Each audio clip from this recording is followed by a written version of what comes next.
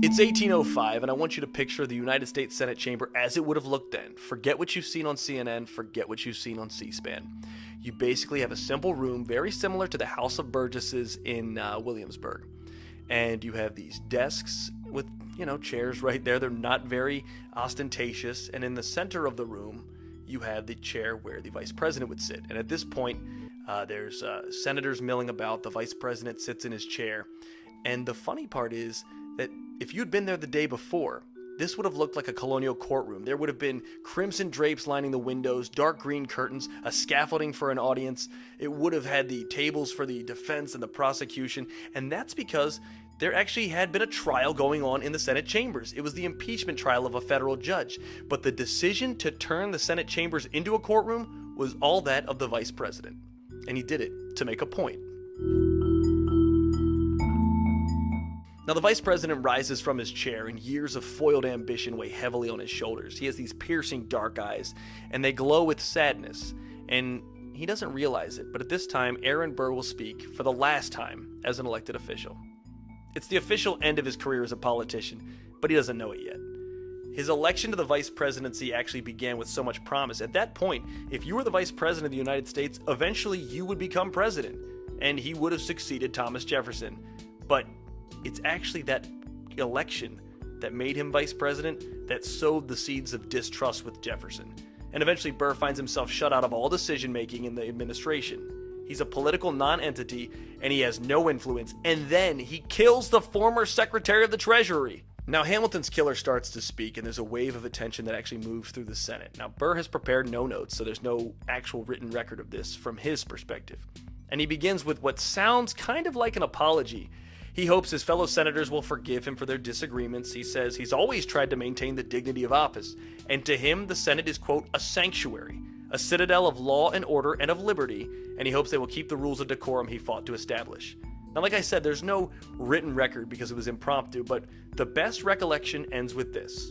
Quote, here in the Senate, if anywhere, will resistance be made to the storms of political frenzy and the silent arts of corruption, and the Constitution be destined to ever perish by sacrilegious hands of the demagogue or the usurper, which God avert, its aspiring agonies will be witnessed on this floor.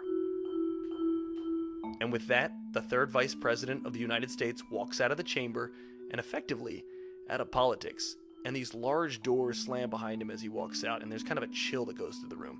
And suddenly, and this is documented by many witnesses, for no reason, the senators start to weep. And that's their last memory of Aaron Burr as a statesman. Now, from this day on, you're going to know half-truths and rumors that are going to plague his legacy. In posterity, Aaron Burr is always a villain. That's the story that Jefferson, Hamilton, and Washington want you to hear because even their ghosts echo slanders from the past in modern textbooks. But Aaron Burr deserves a second chance. He is the hero of Quebec. He's Colonel Aaron Burr, and in this episode, you'll see a founding father whose ambition rivaled that of even his contemporaries. The difference, however, is a few twists of fate, and what we know about most of the founding fathers is what they want us to know, what they left behind. In the end, Burr's true failure was that he didn't defend his own reputation. So we're going to do what Colonel Burr could never do. We're going to tell his side of the story. Welcome to A History of Losing, a show aimed at redeeming some of the characters our history has declared losers, but we think deserve a second chance to tell their story. If history is written by the winners, who will tell the story of the losers? Episode 1, Buried Alive.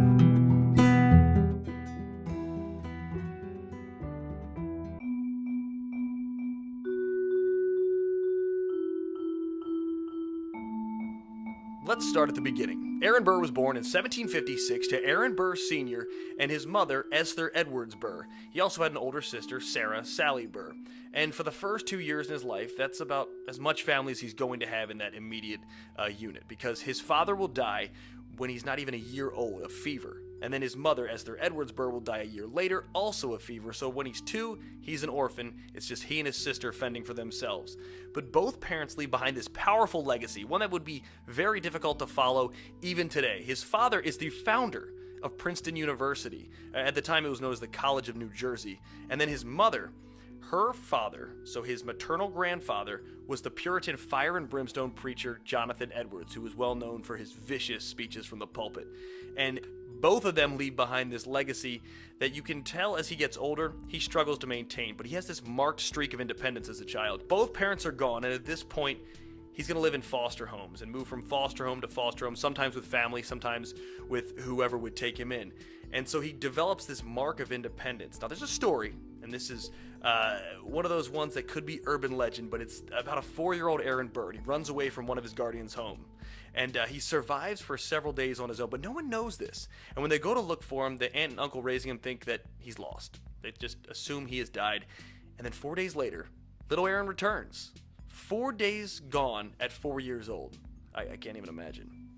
Now, throughout his early life, we find these letters that his mentors write to him on his resilience, which seems to be only matched by his intelligence and his shrewd reasoning. Now, his uncle will send him to the College of New Jersey. He's supposed to fulfill that family mantle, that one that it was put in front of him. So he goes to Princeton at the age of 13. Now, even at that time, 13 is a very young age to be going to college. Most of the kids were going to college by the time they were 16. And he's 4 years younger than most of his classmates when he enrolls. And it's not even like nobody sees this, because his nickname that first year is Little Burr. Now, in the book Fallen Founder, this is by historian Nancy Eisenberg, she describes the atmosphere of the Princeton where Burr enrolls. And we tend to think of those colonial colleges as esteemed places of learning, and they were, no doubt about that. This is the foundation of American higher education, but it's not without its glimpses of being like Animal House. Here's a passage from her book. She says, quote, "Students frequently engaged in boyish pranks. Occasionally students might steal a plump fat hen from the neighborhood or parade prostitutes across the campus to upset the straight-laced faculty. And then there were still some ingenious lads who displayed their penchant for discovery by ogling women with their telescopes." So you see, the atmosphere is kind of painted there.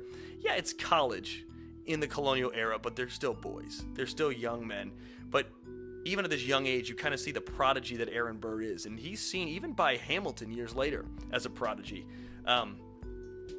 While he's in the school, there are two fraternal organizations, right? So this is kind of an interesting way to foreshadow his future. There's the Whigs and the Clios, and both organizations are debate societies. They're almost like the precursor to fraternities, and they have a sponsor in the faculty.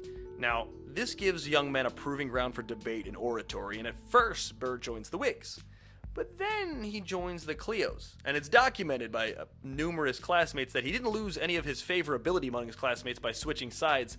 But that's going to be one of those terms that's landed on him later in his political life. But we see it right here when he's in college.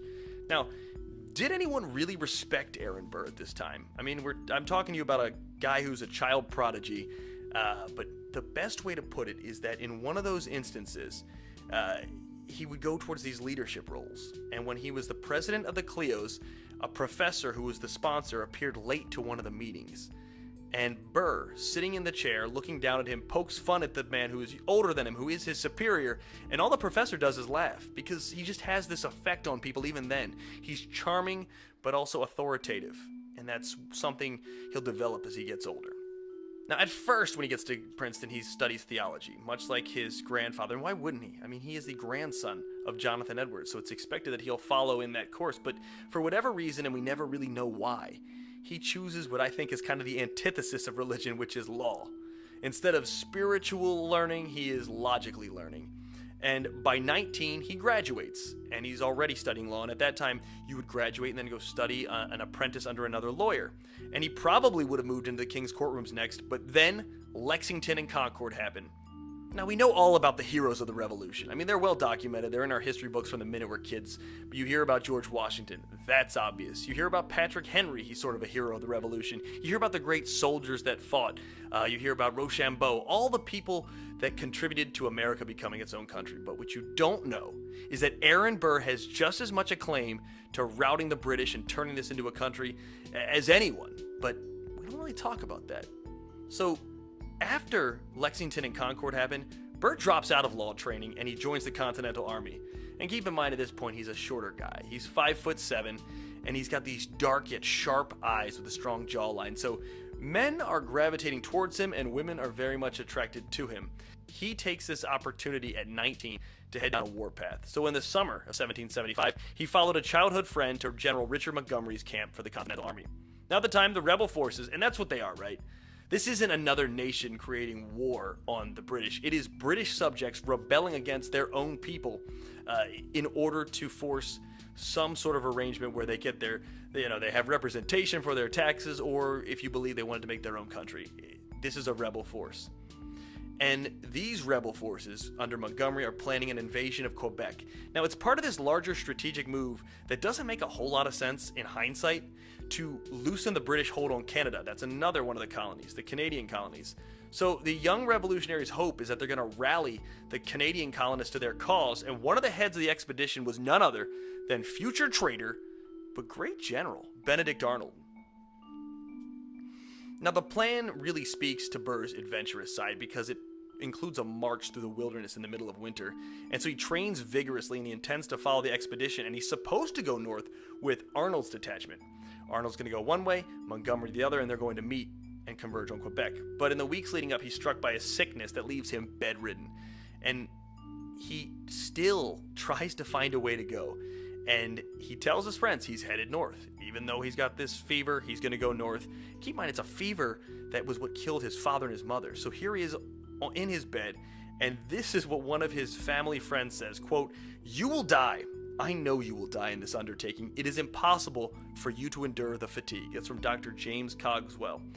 And yet he ignores the warnings and he goes on this expedition, a more than 300-mile trek in the winter through Maine.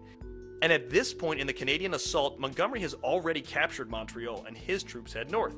And they're supposed to meet up with Arnold's detachment and our friend Burr near Quebec City. Now, this is what was supposed to happen. They're supposed to converge in an old-fashioned pincer move on the city of Quebec. And keep in mind, Quebec City doesn't have too much importance. But the idea of sacking these two British-held cities in Canada makes it so important because it's almost like a moral victory, as well as an ability to turn the thoughts of the Canadian colonists against the British. And when they get near, General Benedict Arnold sends young Burr to signal their arrival to General Montgomery. Now, at this point, Montgomery's never met Burr before, and he takes an instant liking to the young soldier. And when the assault begins, Montgomery wants Burr with him. He's actually right behind him as they lead the charge on Quebec's defenses. Now, there's just one problem with their plan.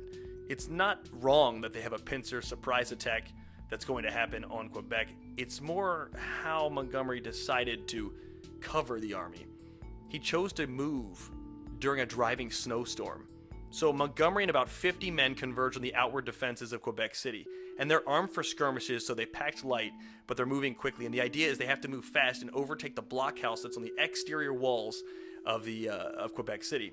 So consider it like a colonial-era special forces group, but with no training. They're mostly farmers and tradesmen who are now soldiers. So when they get within 40 yards of the small defenses, it just goes right to hell, the entire attack. A few Canadians actually notice, these are guards, a few Canadians notice the soldiers through the snowfall. And in a fit of confusion, not bravery, they accidentally set off a cannon that just rips grape shot through the line. Instantly, Montgomery's knocked to the ground, and the blast actually knocks out most of the troops, hearing for several seconds. It's mass panic. But Burr gets off the ground and rushes over to get Montgomery on his feet. There's only one problem. At this point, General Montgomery's head has been blown off. And Burr looks up, sees the British running for the defenses. They're retreating, and he realizes they still have a chance with that element of surprise to get into Quebec City and overtake it. So he takes up his rifle, he screams for an attack, and the Canadians continue to run, and he's ready to go after him. But suddenly, in the moment, the second in command to Montgomery calls for a retreat, and the soldiers stand between Burr and going with the second and those conflicting orders. And those that didn't run away within the grape shot turn around and retreat. Burr is left seemingly alone, and the fire of muskets starts from inside the walls of Quebec City. The armory has been reopened, and it sounds like the troops are ready to defend Quebec City. But he decides before he leaves, and this is legend, no one knows for how long he did this, that he's going to take Montgomery back with him. So Burr picks up General Montgomery and puts his body over his shoulders and walks him back for miles in the snow, taking him back to give him a proper burial. And it's stories like that one that bring him actually to the attention of His Excellency General George Washington. Months after the Quebec debacle, the young soldier finds himself in New York State, summoned by the Commander-in-Chief of the Continental Forces. At this point, The year is 1776, and by the summertime, the Declaration of Independence will be written and adopted. But during the spring of that year, General Washington wanted to meet this young soldier that had been rushing up the ranks. Now, there aren't many notes from the meeting, and I'll be honest with you, having read different histories of George Washington, Thomas Jefferson, it appears like many of these men burned their letters later in life to preserve posterity or to create images of themselves or others that we would always take with us. So we don't know. But what we do know is what I've been able to piece together through different recollections of this time. Burr and Washington meet inside a mansion known as Richmond Hill. Ironically, that same mansion one day will be Burr's home in New York.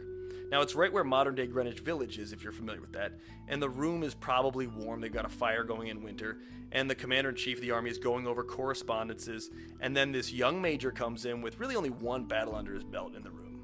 I mean, these are kind of the opposite ends they're on. One is the leader of the Continental Army, the other is a one-battle soldier. That's Burr. So we have to assume that Washington asks about Quebec, and Burr kind of deflects because throughout life he doesn't really seek to make himself appear bigger. He just wants people to recognize what he's done for what he's done. He doesn't want to speak for himself. But at this point, a lot of historians believe that Burr might have gone too far because he was always in the opposite viewpoint of Washington. He was always adversarial in terms of how the war should have been done, and a lot of people were second-guessing Washington at this time. You have to remember that this is a war where everyone thinks that the guy in charge, who's actually fighting with him, might not know what he's doing, but the people love him. So it's not hard to figure out that Burr was trying to outline new strategies for a war that he's only fought in one battle for, and he kind of mistakes Washington's easygoing, amenable nature to be, foolish or stupid, or he thinks that it's welcoming. But we know that 2 weeks later, without any word, Burr is sent off somewhere else, and it's probably because he tried to tell Washington what to do. Now, it's said it was a mutual decision to part ways. Burr didn't want to be an aide, and Washington didn't want the advice of a boy who'd been studying the life and times of Jesus Christ several years before, and now was suddenly a military genius because of one battle that, frankly, they lost. So Washington sends him to serve as an aide-de-camp to General Israel Putnam in New York. So at this stage in his life, under General Putnam, you're going to get a look at Burr the politician. And I know it sounds abstract, but at this point he's recruiting troops for Putnam, he's proposing strategies, and he's learning how to work out a well-oiled machine to make these soldiers disciplined. And he finds himself in one instance insubordinate to a superior again, but this time he's probably right. In July, the rebels declare independence from the Empire, and the British respond the way the British should respond. They send a massive-sized fleet to deal with these wild colonists. So by September of 1776, the British are finally landing in the colony of New York, and General William Howe is the one who is leading these troops. Howe famously is believed to have been a Patriot sympathizer along with his brother, but at this instance, all we know is the troops are landing in New York, and all the Americans need to get out because they cannot stand up to this well-oiled machine that is the British Army. They're not ready yet. But while most of the brigades have left the city, there is a contingent of troops under Colonel Gold Selleck Silliman, left on Manhattan. Silliman isn't a particularly noteworthy historical figure other than he gets captured later on in the war, but this is a pretty significant event for several reasons. Now, during the advance of the British, Silliman's brigade sits in this hopeless position. It's an area where they've made a fort out of basically the earth there. It's Bayard's Hill Redoubt. So these walls are made of mud, essentially, and it's not a great defensive position anyway. And now, it's the only American position for miles. So Putnam sends Burr to go find them. Now, there's a reason why he sent Burr. Burr, during his recruiting trips and probably his entertainment trips, because Burr did like to party. That's pretty well documented by both his allies and his enemies. He knows his way around Manhattan. Specifically, he's actually been around Bayard's Hill Redoubt.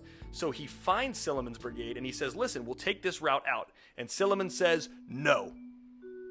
And Burr pleads. And Silliman says, I'm staying here and I'm fighting to the last man.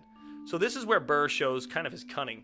He rides out from the fort and then comes back a few hours later and he says, I've got new orders, just came from General Putnam. He says, we have to go and you were ordered to go now. And maybe Silliman listens and believes.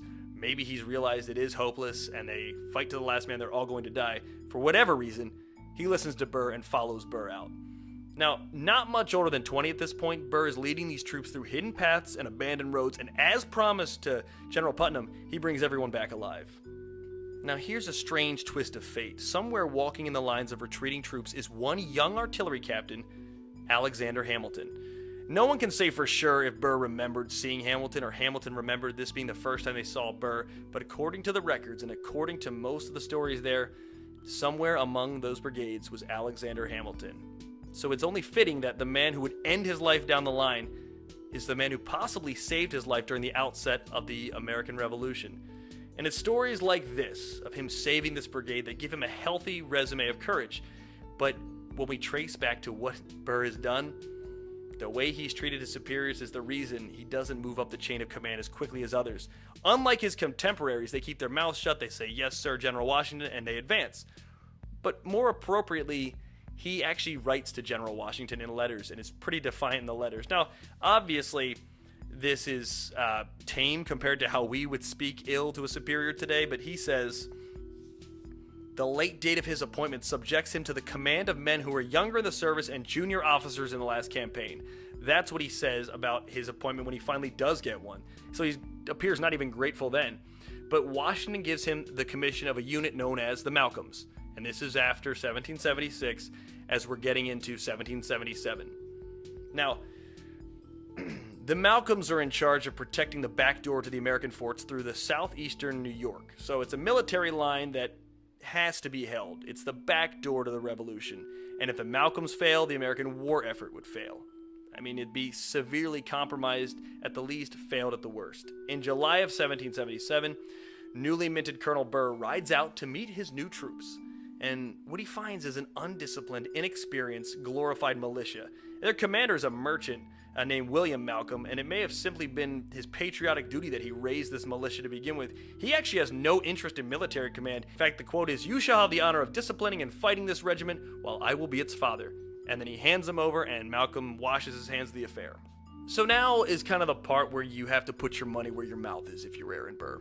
Because are you going to be a good leader? You've been complaining about how Washington's not a good leader. You've been complaining about Silliman. You've been second-guessing everyone. What kind of commander is Aaron Burr? We turn to one of the biographers. It's a nice history of Burr by Milton Lomask. And in his biography of Burr, he said of Burr's disciplinary skills, he instituted a draconian regime lightened by a close attention to the comforts of his men and often exhibited a willingness to care for their needs out of his own pockets. What he's basically saying, and this is something Burr will fight for well after the war ends, he spends his own inheritance on his men. When there's not enough money coming from the Continental Congress, Burr is going to pay for their wages, pay for their clothing, pay for their food. It's a generosity Burr will show his entire life. It's probably why he runs out of money so quickly, other than the fact that he's just not good with money. But as far as anyone can tell, those methods worked because the Malcolms grow in strength, tactics, and they also grow in their admiration for young Burr, but they've not fought in a battle yet. So by September of 1777, just a few months after, Burr gets this report from scouts that a marauding band of loyalists, basically an unorganized militia of their own, is terrorizing farmlands in northern New Jersey. And as they come closer to the Malcolms line, General Putnam actually issues a retreat order to Burr. He doesn't want to lose soldiers. But Burr rejects the order. What did you expect? He tells Putnam he's not going to run from an enemy he hasn't seen yet. So he takes the Malcolms south of the line. So Burr takes the Malcolms further south, beyond the line they're supposed to protect, and eventually, as he gets south and he gets into New Jersey, he discovers one of the main attachments of loyalists, this makeshift militia, if you will. So he's marched the Malcolms all day, and at night, by himself, he goes through the forest to come to this loyalist outpost. He watches the two guards standing watch, then he goes back and he wakes the Malcolms up. Now, as the story goes, Burr takes a small detachment through the woods. Once again, a quick light infantry. He's going to use the same tactics he was going to use on Quebec City, and he leads the charge. But this time, he only finds one sentinel holding his post, and he leaps through the trees, levels the first shot, and boom, down goes the guard. The other 30 officers and soldiers at the outpost surrender on the spot, and then Colonel Burr marches the spoils of war back to the Malcolms line in New York, successful. Now, this has twofold effect. Number one, the Loyalists didn't see it coming, so that's the end of this Loyalist group that's been marauding through New Jersey. They actually abandon their movements and they leave the area, and Burr becomes this local hero in New Jersey. There's really no time to enjoy the victory because their next assignment is to be part of what's going to be an attack on Philadelphia by the commander-in-chief, and As they get the call up, they also get called into those deadly winter quarters in the winter of 1777. Burr finds himself and the Malcolms at Valley Forge.